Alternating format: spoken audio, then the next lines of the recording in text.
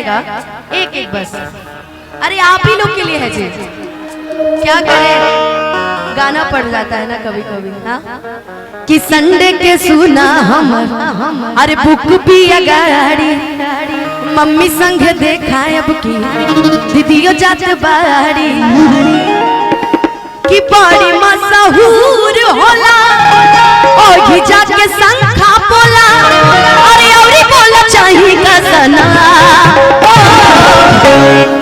ऐसी ही लड़कियां रहती हैं आजकल की। पहले की जो प्रेमिकाएं होती थी, अरे हो गई यार क्या चाहता रू मंचे बुला ले बुका।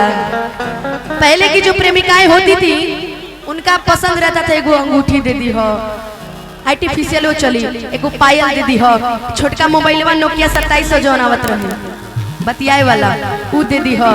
मोबाइल ढेर नु पकड़ाइल हुई है ना जी। और अब की लड़कियों का क्या फरमाइश रहता है, एप्पल का आईफोन, एक सेट कपड़ा, नाक के नथुनिया, 9 लखा हार। पहले की लड़की संतोष करत रहली तो लड़की कहती कि औरे बोला चाहिए का सना। तनी भक्ति के डांस रहे का जी, धीरे धीरे नु पढ़ी हैं कि चूड़ी हरिया रंगल ये रे समाना बहिरी के नजर मचा चूड़ी हरिया रंगल ये रे समाना बहिरी के नजर मचा। संडे के सुना हम बुक भी गाड़ी मम्मी संग देखा दीदियों जात बाड़ी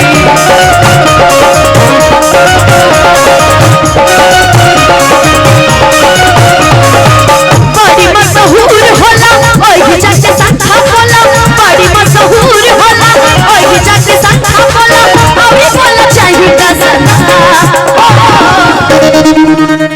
एक जो बीट नहीं बजता है ये वाला करके उस टाइप का, उस पे मजा आता है क्या जी।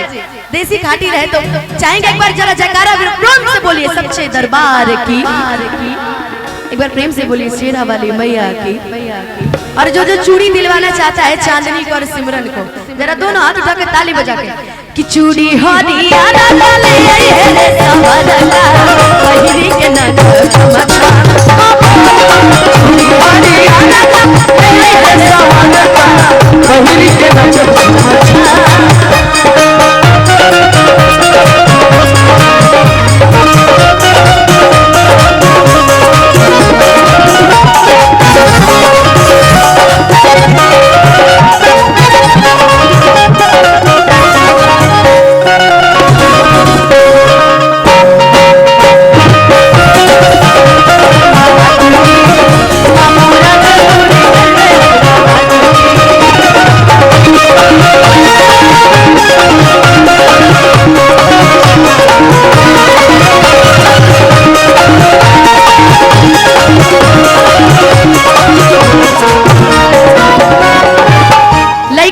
कि सुनो हम तो बाबा धाम जाता नहीं बाकी तू सुना मान पर मेरी फोन हो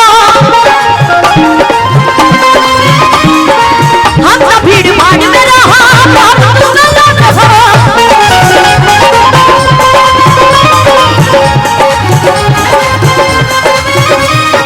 लड़का कहता कि मन पर के बेरी बेरी फोन हो और हम तो भीड़ भाड़ में रहबू तू एलोन मतलब अकेला।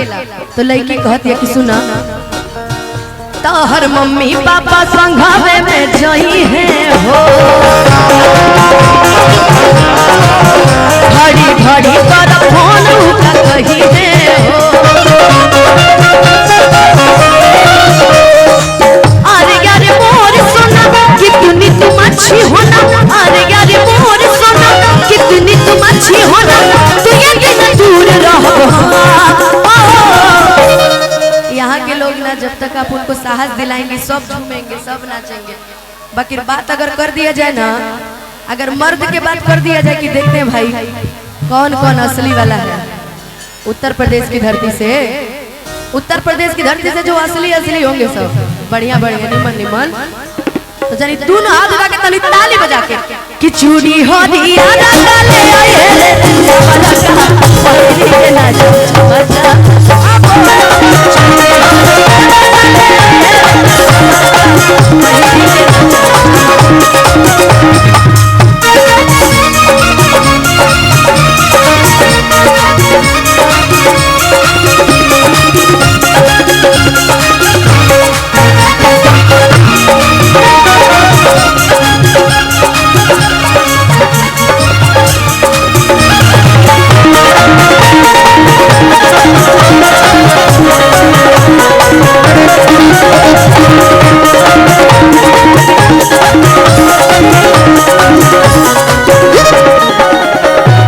लड़की हाथ से निकल रही है भैया, लड़की हाथ से निकल रही है, पहले बता दे।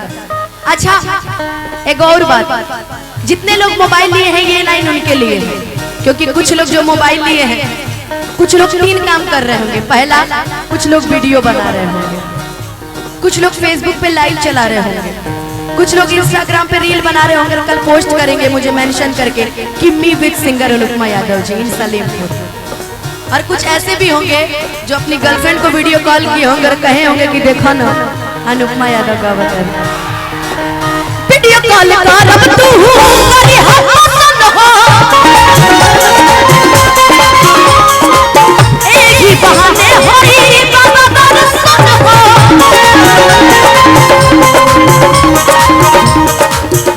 कि वीडियो कॉल करब तू करी हसन हो और यही बहाने होई बाबा दर्शन हो। जुग जुग जी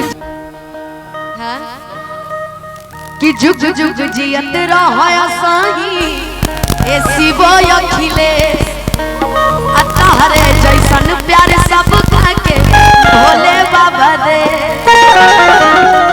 हमार शिव भैया लाइव वीडियो कॉल पे जुड़ल बनी, ठीक है बाबा बम्बई से देखो कबले आवत है ना जी। कि जुग जुग जियत रहा साही ए कालू अखिलेश तोहरे जैसन प्यारे सब के भोले बाबा दे।